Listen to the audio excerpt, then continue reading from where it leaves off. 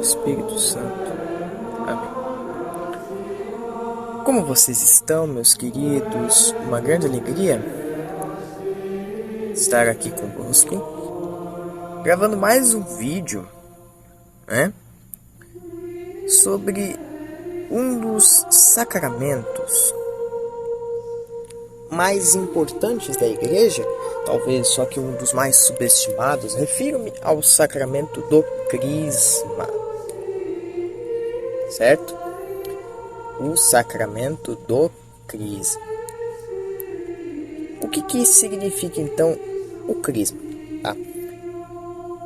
Bom, basicamente é a confirmação, tá? Muitos irmãos protestantes acreditam que o batismo precisa ser feito pela fé. Porque assim, você tem que ter fé para acreditar na salvação do batismo. Para nós católicos, o batismo não tem essa função. Isto por quê? Porque não é essa a ideia do batismo. O batismo é você entrar ao corpo de Cristo. Você fazer parte do corpo de Cristo. É você ser membro da igreja, é você estar no plano de salvação, coisa que não acontece para quem não é batizado. Tá? Coisa que não acontece para quem é batizado. Então é basicamente isso. O crisma é depois de um tempo seguindo a fé católica, você é confirmado na fé. Ora,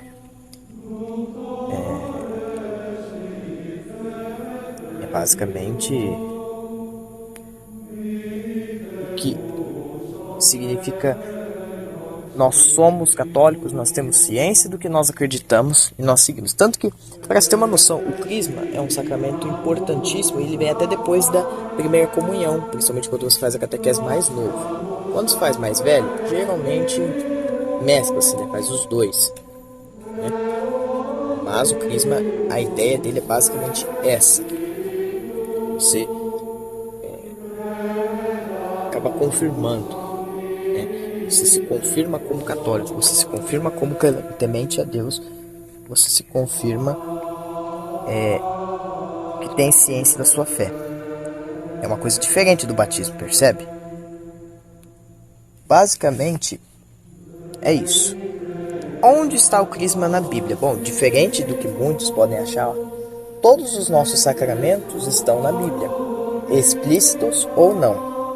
Bom, a passagem que mais demonstra o crisma é Atos dos Apóstolos, capítulo 8, versículos 14 ao 17. Quando na Samaria eles foram batizados, tá?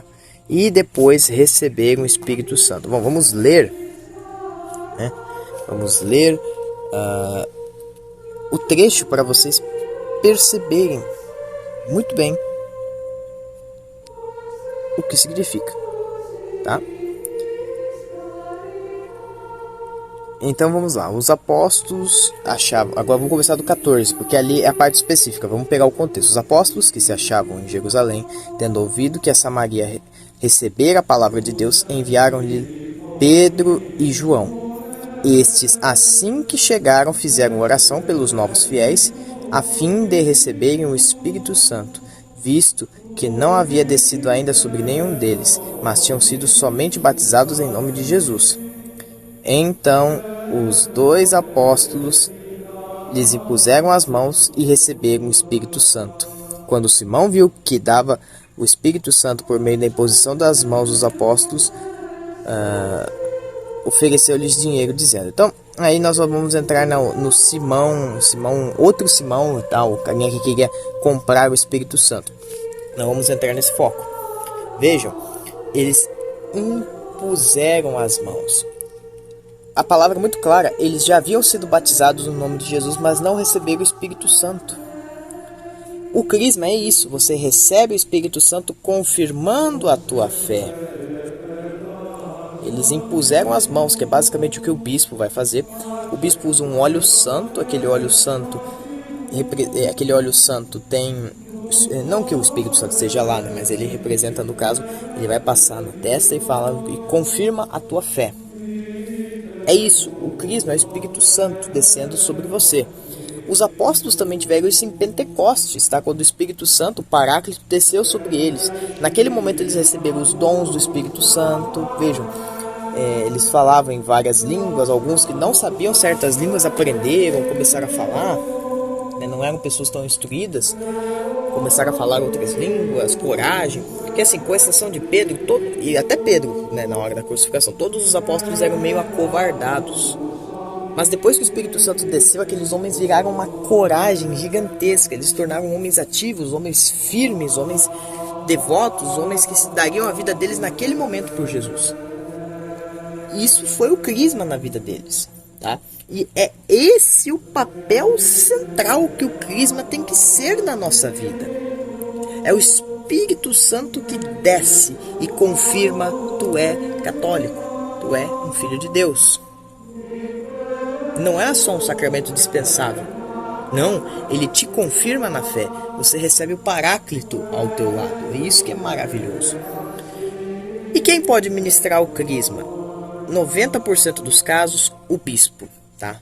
O bispo, sucessor dos apóstolos, porque nós vimos, e isso seguiu um padrão, né, na tradição apostólica, mas nós vimos aqui na escritura que foram 2 apóstolos que realizaram o crisma.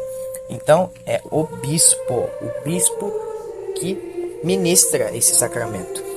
É um dos sacramentos que não é necessário, que um sacerdote não pode fazer normalmente. No entanto, nós conhecemos a realidade do mundo, né? O mundo tem dioceses que não tem capacidade do bispo estar indo a todo canto ministrar o crisma. Dioceses muito grandes, dioceses com muita gente, dioceses onde a agenda do bispo é meio corrida. O bispo então pode conceder uma permissão ao padre local, ou ele envia um padre auxiliar dele, um padre um vigário diocesano, por exemplo, vigário geral, esses padres que ficam na cúria para irem lá ministrarem o crisma em nome do bispo. Vejam, sempre em nome do bispo. É mais comum esse caso do que o padre local receber autorização.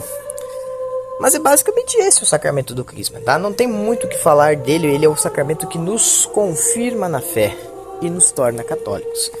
Bom, tendo entendido esse assunto, nós vamos cada vez mais nos aproximando ao fim da nossa playlist de sacramentos. Eu espero que vocês tenham gostado, meus queridos, tá?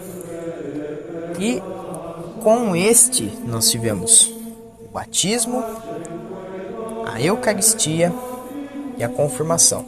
Com esses, nós tivemos o batismo, e a confirmação, que são os 2 sacramentos que você só pode receber uma vez, né? São sacramentos. O batismo te introduz na vida cristã e o crisma te confirma na vida cristã. Já a Eucaristia é um sacramento e a confissão e a próxima também, que vai ser a unção dos enfermos, são classificados como sacramentos de reforço de fé. Enquanto a unção dos enfermos é cura e a confissão também é cura, a Eucaristia é um fortalecimento, mas os 3 entram nos sacramentos que você pode receber várias vezes. O crisma e o batismo não. E os próximos, matrimônio e ordem, também só se recebe uma vez, tá? São chamados ordenação, literalmente. É o que você vai ser, né? Mas foi isso, meus queridos, tá? Espero que vocês tenham aprendido alguma coisa. Vão em paz, em nome do Pai, do Filho e do Espírito Santo.